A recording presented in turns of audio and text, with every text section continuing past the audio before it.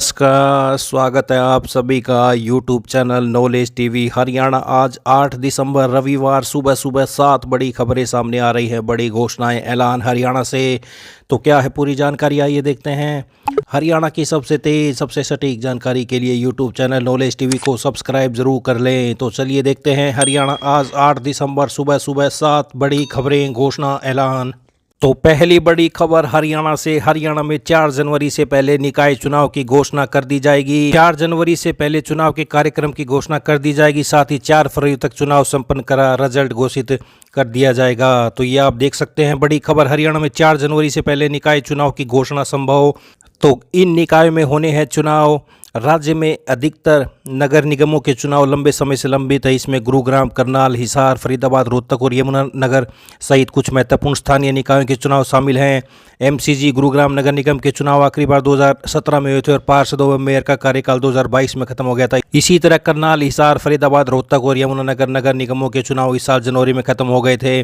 तो जल्दी बड़ी खबर देखने को मिल सकती है। 4 जनवरी से पहले निकाय चुनाव की घोषणा हो सकती है। तो बड़ी खबर है। ये दूसरी बड़ी घोषणा देखते हैं। हरियाणा कर्मचारी चयन आयोग अब किसी भी भर्ती के लिए युवाओं को खुद संदेश भेजकर जानकारी देगा। यदि युवा चाहेगा तो उक्त भर्ती के लिए आवेदन कर सकेगा।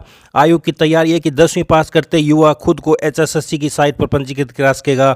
इससे उनकी यूनिक ID बनेगी जो जॉब लगने तक काम आएगी। इसके बाद योग्यता के अनुसार भर्तियों की जानकारी संबंधित युवा को मैसेज या ईमेल से मिलेगी। इसके लिए वह आवेदन कर सकता है। जब युवा 12वीं या ग्रेजुएशन या पोस्ट ग्रेजुएशन के अलावा कोई अन्य डिग्री हासिल करेगा तो वह अपनी क्वालिफिकेशन अपनी ID के साथ अटैच कर सकेगा। जब भी आयोग क्वालिफिकेशन के हिसाब से अन्य भर्तियां निकालेगा वह जानकारी मिल सकेगी। इसका ट्रायल सफल होने पर लागू किया जाएगा। सूत्रों के अनुसार सरकार ने CET को लेकर तैयारी तेज कर दी है। सब पहले रूल बदले जा रहे हैं, उसके बाद ही CET होगा। अब की बार 16 लाख से अधिक युवा CET दे सकते हैं। तो 10वीं पास होते ही मिलने लगेंगे भर्तियों के संदेश। तो ये बड़ा ही बदलाव हो सकता है। जो वह बेरोजगारों को पूरी डिटेल होगी आयोग के पास। तो ये बड़ी अपडेट आई। अगली बड़ी घोषणा देखते हैं। तो किसानों ने बजट पूर्व बैठक में सस्ता ऋण कम कर और PM किसान राशि दोगुनी करने की मांग की है। तो किसानों की मुख्य मांगों में कृषि ऋणों पर ब्याज दर को 1% तक कम करना और वार्षिक PM किसान किस्त को 6,000 से बढ़ाकर 12,000 रुपये करना शामिल है। हितधारकों ने इसके अलावा कराधान सुधार प्रस्ताव के तहत कृषि मशीनरी, उर्वरक, बीज और दवाओं पर GST छूट की मांग की है। कीटनाशक पर GST घटाकर 5% करने का अनुरोध किया है। तो ये किसानों की बड़ी मांगे बजट से पहले। आइए अगली बड़ी घोषणा देखते हैं। हरियाणा में बगैर मान्यता के चल रहे कोचिंग सेंटरों को लेकर सरकार सख्त हो गई है। अब अवैध कोचिंग सेंटरों को न केवल तुरंत प्रभाव से बंद किया जाएगा बल्कि जिन भवनों में यह एकेडमी चल रही है उन्हें जब्त भी कर लिया जाएगा। इसके अलावा एकेडमी संचालक और भवन मालिक के खिलाफ FIR भी दर्ज कराई जाएगी। प्रदेश में MBBS, NEET, IIT, JEE सहित विभिन्न प्रकार के पाठ्यक्रमों के अलावा प्रतियोगी परीक्षाओं की तैयारी करवा रहे कोचिंग इंस्टीट्यूट में ट्यूशन फीस पर भी सरकार का कंट्रोल रहेगा। नियमानुसार किसी भी इंस्टीट्यूट को रजिस्ट्रेशन के साथ कुल विद्यार्थियों की संख्या के अलावा बैचवार विद्यार्थियों का ब्यौरा, बिल्डिंग में उपलब्ध सुविधाएं, सभी प्रकार की जानकारी सरकार को देनी अनिवार्य है। नियमों का उल्लंघन करने पर संस्थान के खिलाफ 25,000 से लेकर 1 लाख रुपए तक का जुर्माने का प्रावधान है।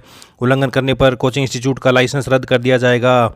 तो यह नियम करने होंगे पूरे। रजिस्ट्रेशन कराना होगा। छात्रों पर मानसिक दबाव कम करने के लिए मनोवैज्ञानिक रखना होगा। अच्छे नंबर दिलाने का वादा नहीं कर सकते। स्नातक से कम शिक्षा वाले ट्यूटर को नियुक्त नहीं किया जा सकता। डिस्ट्रिक्ट अथॉरिटी को रजिस्ट्रेशन कैंसिल करने का अधिकार होगा। कोचिंग सेंटर में छात्रों की सहायता के लिए प्राथमिक चिकित्सा किट और चिकित्सा सहायता सुविधा होनी चाहिए। अग्नि सुरक्षा कोड, भवन सुरक्षा कोड और अन्य मानकों का पालन करना होगा। छात्रों को शिकायत दर्ज कराने के लिए एक शिकायत पेटी रजिस्टर रखना चाहिए। पुरुष और महिलाओं के लिए अलग अलग शौचालय होना चाहिए। जब तक किसी छात्र से सहमति नहीं ली जाती तब तक उसका फोटो, वीडियो, नाम या फिर ब्यौरा विज्ञापन में इस्तेमाल नहीं किया जा सकता। तो ये बड़े बदलाव। गैर पंजीकरण कोचिंग सेंटर के ऊपर बड़ा एक्शन। आइए अगली बड़ी घोषणा देखते हैं। प्रधानमंत्री नरेंद्र मोदी कल 9 दिसंबर को भारतीय जीवन बीमा निगम LIC की बीमा सखी योजना की शुरुआत करेंगे। तो इसमें महिलाओं को पहले साल 7,000 रुपये, दूसरे साल 6,000 और तीसरे साल 5,000 रुपये मिलने की संभावना है। तो क्या है ये योजना, कल पूरी जानकारी मिल जाएगी। तो कल आपसे पूरी जानकारी शेयर कर दी जाएगी। तो कल योजना लागू होगी। बीमा सखी योजना 32,000 कुर्सियां लगी, 50,000 महिलाएं पहुंचेंगी। आइए अगली बड़ी घोषणा देखते हैं। बिजली, पानी, गैस सिलेंडर, बस किराया, पेट्रोल, डीजल आदि पर सरकार कुछ राशि की छूट सब्सिडी देती है।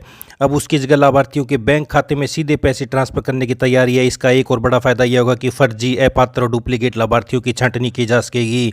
तो ये आप देख सकते हैं बिजली पानी जैसी सब्सिडी सीधे खातों में ट्रांसफर होगी। तो ये बड़े बदलाव जल्द देखने को मिल सकती है। आइए अगली बड़ी घोषणा देखते हैं। डिजिटल पेमेंट विजन के लक्ष्य हासिल करने के लिए केंद्र सरकार बड़ी पहल करने जा रही है। इस तरह के फ्रॉड में गाड़ी कमाई गंवाने वालों के लिए डिजिटल पेमेंट प्रोटेक्शन फंड बनाने का प्रस्ताव है, ताकि ग्राहक को जांच प्रक्रिया के लंबे झंझटों के निष्कर्ष तक पहुंचने से पहले वाजिब मुआवजा मिल सके। तो डिजिटल फ्रॉड पर मुआवजा देने की तैयारी, फ्रॉड हुआ ये ग्राहक नहीं बैंक साबित करेगा, पेमेंट भी रोकेगा। तो ये बड़ी अपडेट, जल्द बड़े बदलाव देखने को मिल सकते हैं। डिजिटल फ्रॉड पर मुआवजा दे सकती है सरकार। तो ये बड़ी घोषणाएं सुबह सुबह 8 दिसंबर दिन भर की सभी ताज़ा घोषणाओं के लिए चैनल को सब्सक्राइब जरूर कर लें। पल पल की जानकारी यहाँ पर मिलती रहेगी यूट्यूब चैनल नॉलेज टीवी। इस अपडेट में इतना ही, धन्यवाद।